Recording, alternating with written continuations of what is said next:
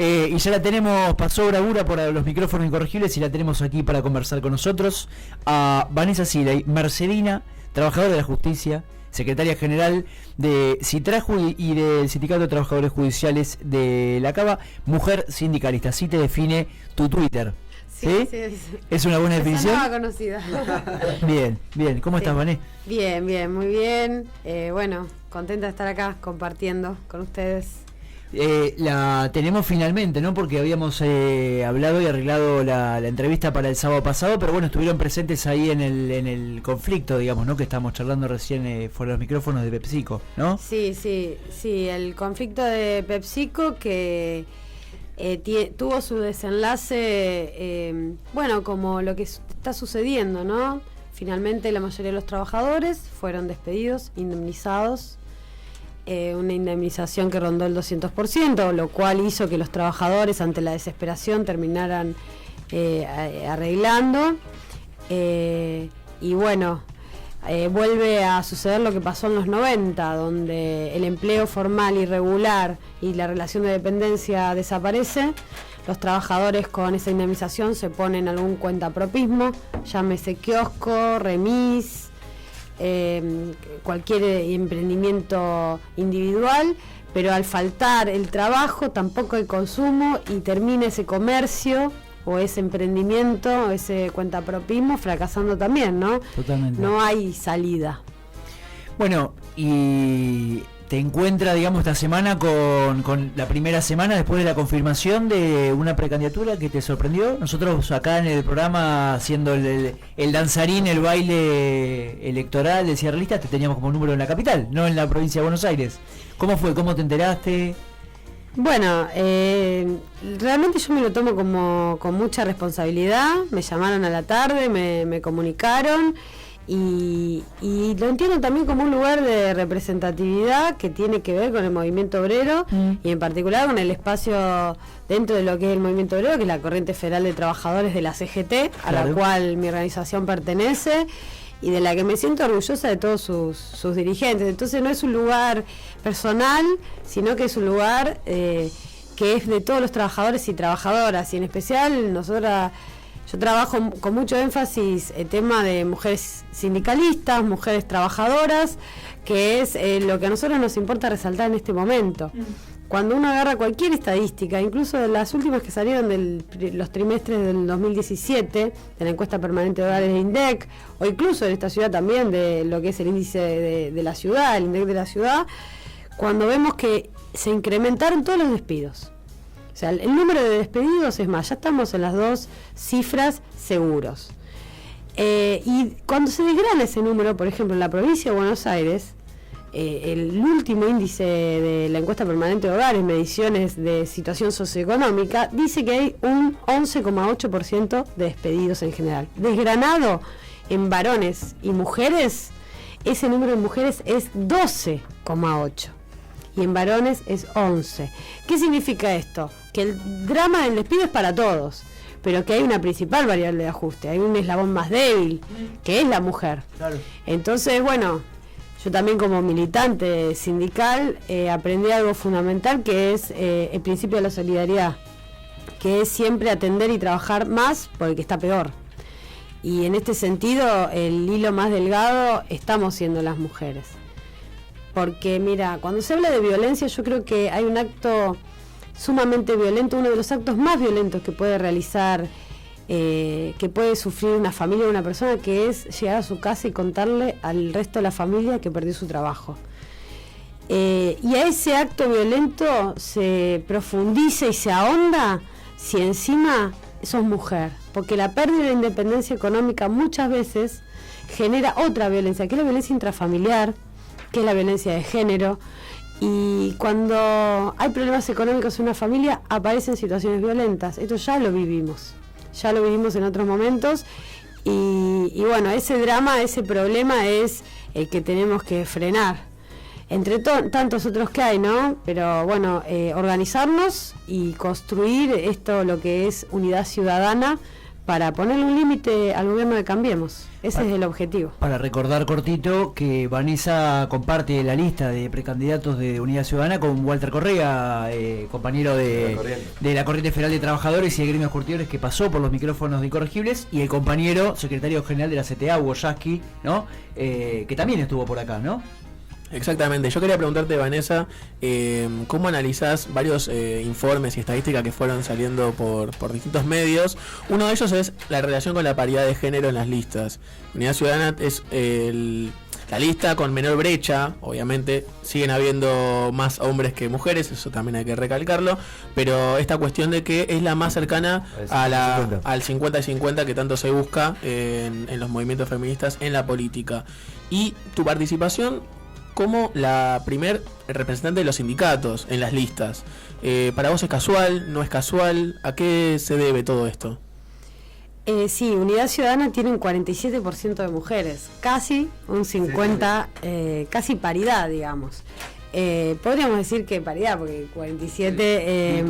sí, y tiene un dato fundamental que a veces no se mide en esas estadísticas, que encabeza la lista de senadores y de diputados dos mujeres también. Sí. Y otro más que podríamos decir que la conductora, además, es decir, quien decide también, con un conjunto de compañeros, la lista también es una mujer, digamos. Son todas cosas importantes, porque a veces yo a las compañeras les digo, está bueno estar en las listas, pero también está bueno decidir las listas, ¿no? ¿Quién tiene la lapicera, no? Exactamente. Y eso, bueno, habla también con un lugar de la mujer. Nosotros desde mujeres sindicalistas lo que reivindicamos y desde mujeres trabajadoras es precisamente que la mujer tenga un lugar de respeto en igualdad de oportunidades que los varones, ni más ni menos, o sea, simplemente iguales. Y eso también está en el programa de Unidad Ciudadana. Mujer, vivas y libres, y haciendo hincapié en dos ejes: el eje del trabajo, las desigualdades que estamos sufriendo las mujeres en el trabajo, y el eje en las violencias, en definitiva, los femicidios y las violencias simbólicas, porque los femicidios son la máxima expresión de la violencia materializada, podríamos decir, pero eso tiene una raíz muy profunda, que es invisible, que son las violencias simbólicas, las que pasan en los medios de comunicación, el lugar estereotipado que puede o no ocupar la mujer, y bueno, la violencia que sufre una mujer en la política. Muchas veces los ataques que recibe una mujer en la política, no por sus decisiones, sino por ser mujer. Y bueno, todo eso acarrea esto. Yo creo que Unidad Ciudadana tiene una decisión estratégica y general de darle un lugar a la mujer trabajadora, con sumo respeto y en igualdad de los varones. Y eso se refleja en las listas, y lo cual a una militante, no sé, a mí en lo personal y al colectivo que represento, nos da muchas ganas de salir a trabajar en esta campaña, porque aparte necesitamos sí o sí organizarnos para frenar esto, porque hay mucha gente que la está pasando muy mal, principalmente.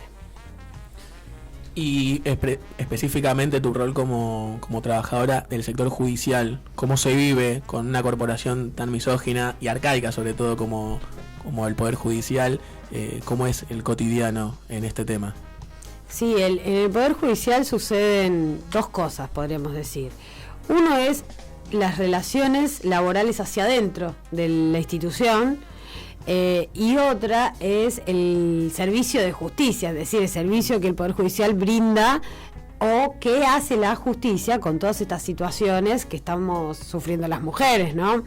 Hay un trabajo muy bueno, que es el trabajo de la Oficina contra la Violencia de la Mujer, que depende de la Corte Suprema de Justicia, que a raíz de ahí se genera un registro de femicidio, un registro nacional de femicidios, y hay todo un nivel de estadísticas, pero hay situaciones, eso es como en el nivel estructural, podríamos decir, pero hay un montón de situaciones que la justicia desatiende, y en lo cotidiano, en lo más pequeño, que es cuando una mujer que está en una situación muy crítica, que está siendo violentada, que es una mujer que está padeciendo y pasándola mal y no tiene recursos, acude a la justicia para que la ayuden, y empieza el famoso recorrido de las ventanillas.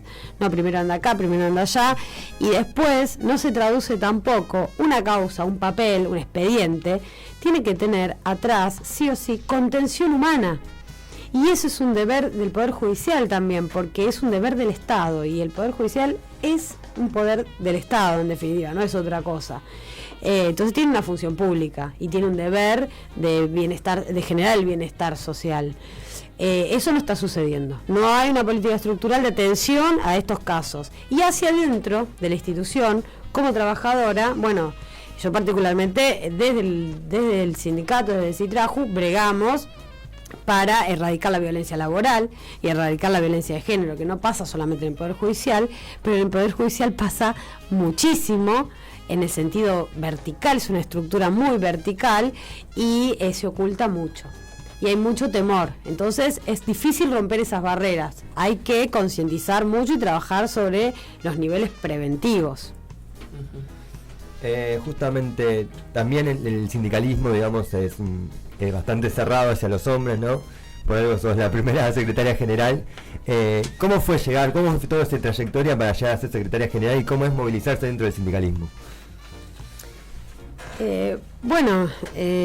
Realmente yo soy una agradecida de la existencia del colectivo Ni Una Menos, porque no es que siempre reivindiqué mi militancia en un sentido de ser mujer, sino que yo siempre milité sindicalmente, fui delegada, llevaba adelante asamblea, atendía los problemas de los compañeros, hacía todo lo que hacía como una más, digamos. Como una trabajadora. Como una trabajadora más.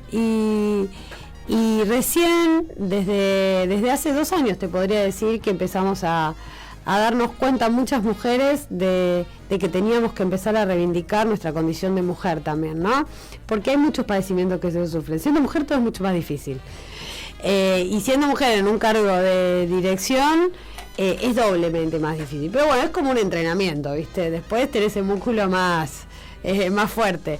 Pero realmente en la corriente federal de trabajadores hay un respeto profundo y somos todos compañeros considerados iguales, porque en definitiva los secretarios generales o las secretarias generales llegamos porque nos eligieron los trabajadores, no por otra cosa. Desde la producción nos contactamos con diferentes voces que estuvieron presentes en distintos momentos del programa. Vamos a escuchar en este caso a Alejandro Ruiz, secretario de prensa de SATSAI, y a Walter Correa. Bueno, Vanessa, un beso gigante, es una compañeraza, es muy inteligente, está capacitada, es abogada, tiene experiencia, ha sido muy corajuda. Cuando ganó la lista y le intervinieron la seccional, armó el sindicato y se jugó con sus compañeros de judiciales, de Capital. Militamos juntos en la Corriente Federal de Trabajadores, y es una compañera con iniciativa, solidaria, así que yo creo que va a desempeñar el cargo de diputada nacional con muchas ganas de ayudar a la gente, que es lo que nos mueve cuando nosotros nos dedicamos al sindicalismo como uno debe dedicarse. Así que la mejor de las suertes, y sé que va a ser una gran diputada nacional para el pueblo argentino. Un beso grande. Bueno, buenos días a todos las compañeras y los compañeros, y en este caso particular y en especial dedicarle un abrazo muy grande a mi compañera Vanessa, de la Corriente Federal de los Trabajadores, y la verdad que una alegría inmensa es la que sentí cuando me enteré que ella iba a estar cuarta en la lista de Cristina, así que bueno, desearle lo mejor y que podamos revertir entre todos y todas estas políticas de la oligarquía que nos llevan a la división, a la hambruna, a la desesperación de nuestro pueblo. Así que muchas gracias por poder mandar este saludo y un abrazo muy grande nuevamente para la compañera Vanessa. ¿Te van a hacer llorar? Sí, gracias, hermosa sorpresa. Muy bien. Ahí tenemos más. Vamos a ver si llegamos. Quiero preguntarte, saliendo un poco del tema electoral, y me parece que es un tema que no sé, nos daría casi un programa entero, pero bueno, ¿cómo está hoy la situación de este famoso debate del traspaso de la justicia? Nación-ciudad, es un escandalete, se entiende poco, ¿no? Uno ve muchas veces que hay movilizaciones de un sector del otro. Resumiéndolo un poco, ¿en qué situación estamos? Vamos a resumirlo porque es complicado. Realmente Es complicado, pero acá lo que hay que hacer hincapié yo creo que es en la justicia, en el foro laboral. Hay una intención por parte de el empresariado, que es la minoría que conforma el gobierno de Cambiemos, en definitiva son los mismos actores, los famosos CEOs, de tener el fuero laboral domesticado a los fines de no defender los derechos de los trabajadores en el último ámbito, que es en el Poder Judicial. Recordemos esto, un trabajador o una trabajadora o una organización sindical no recurre a la justicia como primera instancia, recurre a la justicia porque ya no tiene dónde ampararse. Entonces, y en el Poder Judicial, el fuero laboral, lo que tiene que hacer es aplicar el derecho laboral. Lo que ellos quieren son jueces que no apliquen el derecho laboral. Nosotros tenemos un principio en nuestra legislación laboral que es hermosa y que hay que cuidarla muchísimo, que es el principio protectorio, el pro operario, el siempre a favor del trabajador, porque es la parte débil de la relación. En definitiva, lo que hacen los jueces del trabajo es aplicar ese principio ante cada situación conflictiva. Lo que ellos quieren es una justicia domesticada y después cambiar y flexibilizar la normativa laboral, ley de contrato de trabajo y todas las leyes que dependen de la estructura del derecho laboral argentino, ¿no? ¿Y cómo analizás las medidas del Ministerio de Trabajo en relación a los fallos de la justicia en el caso de la paritaria con los bancos extranjeros de la bancaria y lo que fue el fallo que obligaba al Ministerio de Educación a llamar a paritaria nacional?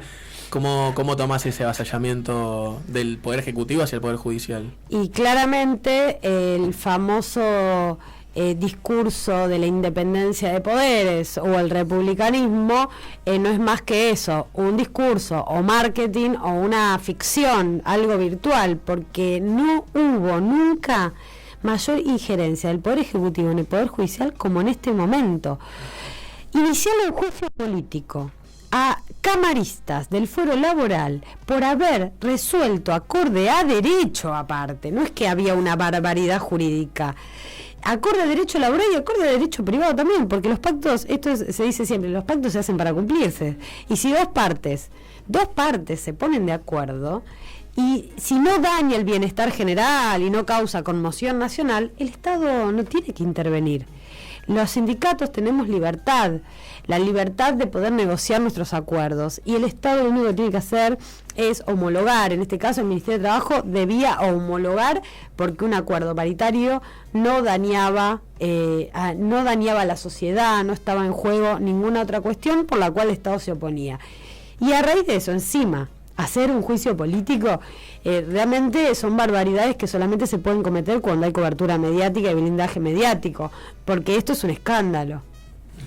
En el sentido de la intervención y de la intervención del Ejecutivo, ahí me respondí la pregunta que justo te iba a hacer, pero también me interesaría saber tu opinión con respecto también a tu posición como mujer sindicalista de la ley de riesgos de trabajo también sancionada, que no se pudo tratar en que provincia iba a plegarse justamente a la ley de riesgos de trabajo, que fue muy criticada desde el peronismo y además de todo el movimiento sindical.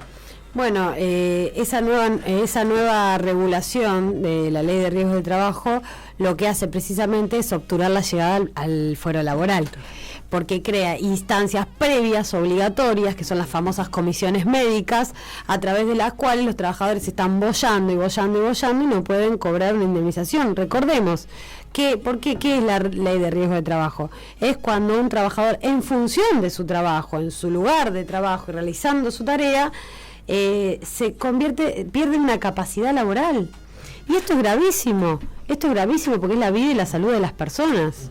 Vamos rapidito, escuchamos los últimos saludos y la pregunta de cierre para Vanessa, que estamos pisando el final. Querida Vanessa, en nombre de toda la Federación Gráfica Bonaerense te hacemos llegar un enorme abrazo y demostrarte la satisfacción que nosotros sentimos porque una compañera de las nuestras, de la Corriente Federal de Trabajadores, ocupe ese espacio en las listas de Unidad Ciudadana.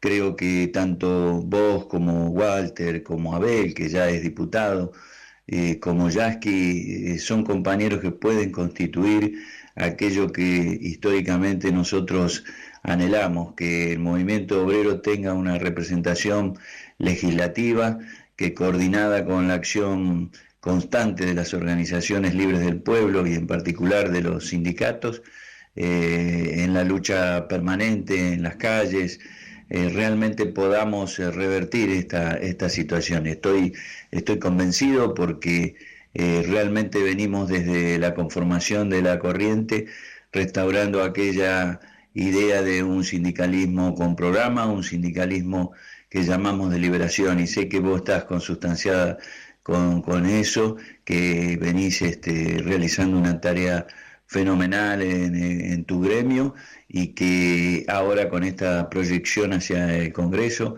realmente vas a realizar una tarea enorme en la que todos vamos a estar al lado tuyo y realmente vamos a tener una victoria colectiva, no me quepa ninguna duda, junto a la compañera Cristina, y en el camino hacia el retorno del pueblo al gobierno. Un enorme abrazo. Bueno, buen día a los compañeros ahí en el estudio y particularmente a Vanessa. Sé que estamos muy bien representados los trabajadores en ella y por sobre todas las cosas en sus ideas, en sus principios y particularmente sus convicciones. No tengo ninguna duda que va a ser una de las mejores legisladores que va a tener el movimiento obrero, y para eso va a contar con el apoyo de los bancarios, todos los gremios de la Corriente Federal y seguramente del movimiento obrero en su conjunto. Va a representar fielmente nuestros intereses de los trabajadores y de los sectores populares, así que un gran abrazo, Vanessa, sabés lo que te aprecio y sabés particularmente lo que te respeto por tu lucha y por tus convicciones. Sergio Palazzo y Gringo Michetti, completo, ¿eh? Sí, hicimos la verdad es que Sergio y el Gringo son los dirigentes de la Corriente y son los dirigentes sindicales que demanda la hora, porque se la juegan por sus trabajadores en su sector y además tienen un principio solidario y una comprensión general de que necesitamos solidaridad y unidad en todo el movimiento de los trabajadores. Nuestra Corriente Federal de Trabajadores está realmente ahora demandándole a la Confederación General del Trabajo que convoque nuevamente a un confederal a los fines de que se vuelva a discutir el plan de lucha comenzado en el paro general del 6 de abril. Porque entendemos, no se va a poder salvar ningún sindicato o ninguna actividad por sus propias fuerzas. Necesitamos realmente una decisión política de la Confederación General del Trabajo y el momento es ahora. Nosotros necesitamos frenar este ajuste y por eso necesitamos a la CGT. Realmente necesitamos a la CGT. No va a poder ningún sindicato solo. Yo les contaba el caso de PepsiCo, vamos a poner un ejemplo. Y claro, una comisión interna, delegados de un determinado sector, si no hay un plan de lucha atrás de todo el movimiento obrero, esos trabajadores terminan agarrando la indemnización, porque es, bueno, más vale pájaro en mano que 100 volando, ese es el razonamiento, y con toda lógica. Totalmente. Y con toda lógica, por eso lo que necesitan los sindicatos, las comisiones internas, las regionales de la CGT del Interior, es que el Consejo Directivo más un Comité Central Confederal convoque un plan de lucha para aunar todas esos conflictos que están dando vuelta por ahí y poder responder colectivamente y unificadamente, porque ellos nos atacan parcialmente y nosotros no podemos defendernos parcialmente, tenemos que defendernos estratégicamente, digamos. Vane, para cerrar, una idea, no sé si se han juntado o estarán haciendo en los próximos días, ¿cuál es la intención ustedes desde el sector de la Corriente? ¿Qué idea imprimirle a esta campaña? ¿Cómo la quieren trabajar? ¿Cómo lo vienen pensando? La Unidad Ciudadana tiene un programa, lo cual le da también un matiz fundamental a esta campaña. Es una elección legislativa, lo que tenemos que tener son propuestas legislativas. El programa de Unidad Ciudadana son 15 puntos que describen la situación actual, empezando por el fundamental, que es la pérdida de trabajo, los despidos y la flexibilización laboral, y haciendo un análisis acerca de todo lo que está sucediendo con respecto a los precios, el aumento indiscriminado, los impuestos impagables, los tarifazos, pasando por la situación de la industria nacional, la apertura de las importaciones que destruyen a la industria nacional. Ahora en un ratito me voy a ir a encontrar con compañeras, por ejemplo, una compañera gráfica de Villa Martelli que trabajaba en un taller gráfico, despedida porque no pueden las pymes bancar las importaciones de libros. que antes se habían cerrado. Entonces nos dejamos de producir acá y ahora tenemos que importar y comprar libros importados. Eso empieza a ser la famosa cadena, yo le digo, es la cadena de la depresión económica y bueno, la arrogancia de esta minoría que nos gobierna está realmente llevándonos a la fractura social. Y eso es lo que tenemos que frenar. Desde la corriente, el programa de Unidad Ciudadana y el programa de la corriente federal tienen totalmente compatibilidad y un hilo conductor que es la defensa de los intereses nacionales y de los más humildes. Muchísimas gracias por haber venido. Gracias a ustedes.